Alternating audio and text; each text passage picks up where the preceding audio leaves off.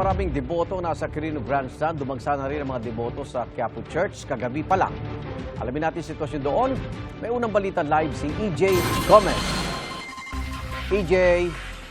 Igan, gabi pa nga lang ay marami na ang nagtungo rito sa Quiapo, Maynila para nga makiisa sa pista ng Poong Jesus Nazareno ngayong araw. Marami sa kanila dumalo muna sa mga misa bago ang opisyal na simula ng prosesyon at paggalaw ng andas.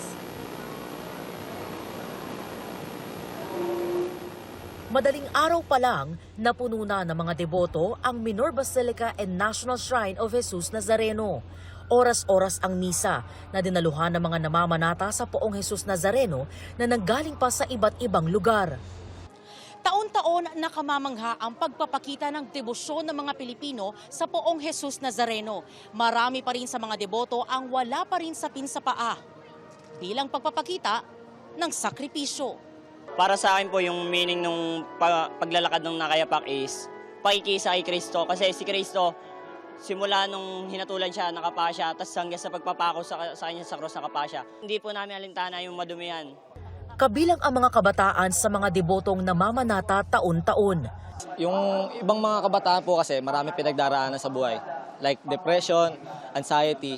So, itong translasyon na to, ito yung way para magpasalamat kay Lord. Humingi ng tulong, humingi ng tawad sa mga nagagawa namin pagkakasala. Ngayong 2025, ayon sa mga otoridad, inaasahang aabot sa humigit kumulang 6.5 million ang sasama sa prosesyon. Ilan sa mga deboto may bitbit pang mga imahen para raw mabendisyonan. Okay lang po kasi nagbibigay naman siya sa amin ng lakas eh. Halos matanda lang si Nazareno dito kasi bata pa po ako ninyo na namin to. May ilang deboto naman ang nakakostume pa, gaya ng mag-asawang si Lavi at Al na bumiyahe pa raw mula Jacksonville sa Florida, USA.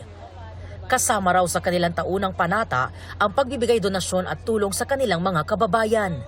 5 eroplano po ang aming sinakyan, makarating lang po at para makita ang ating senior mahal na Poong Nazareno. Siya po ay talagang miracle sa akin to help this world and be His humble servant. We've been doing this for 5 years, helping them without no return. It's just a free box with used clothes, kids' toys and shoes and dress and everything. And Dito sa Quiapo, Maynila, mahigpit ang seguridad. May mga PNP personnel na nakadeploy sa loob at labas ng simbahan. Sa entrance patungong Basilica, masusing chine-check ang mga taong pumapasok. Gayon din ang bitbit nila mga gamit na dumadaan sa mga scanner. Ilan sa mga nakumpiska ng illegal items ay mga kutsilyo, gunting, cutter, vape, lighter at posporo. Sa labas naman, may nakaantabay na mga fire trucks. Gayon din ang mga designated medical stations para sa mga kakailangan ng first aid sa traslasyon.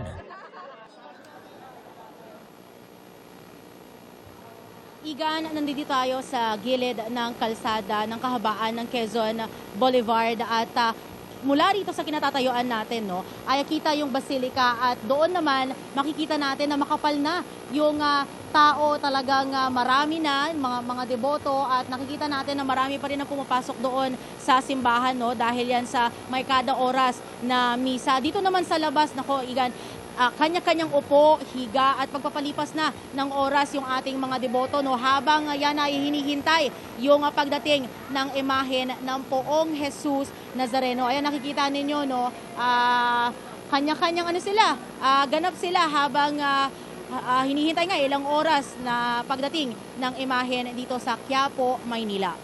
Yan muna ang latest mula rito sa Quiapo, Maynila. EJ Gomez para sa GMA Integrated News. Igan, mauna ka sa mga balita, mag-subscribe na sa GMA Integrated News sa YouTube para sa iba't ibang ulat sa ating bansa.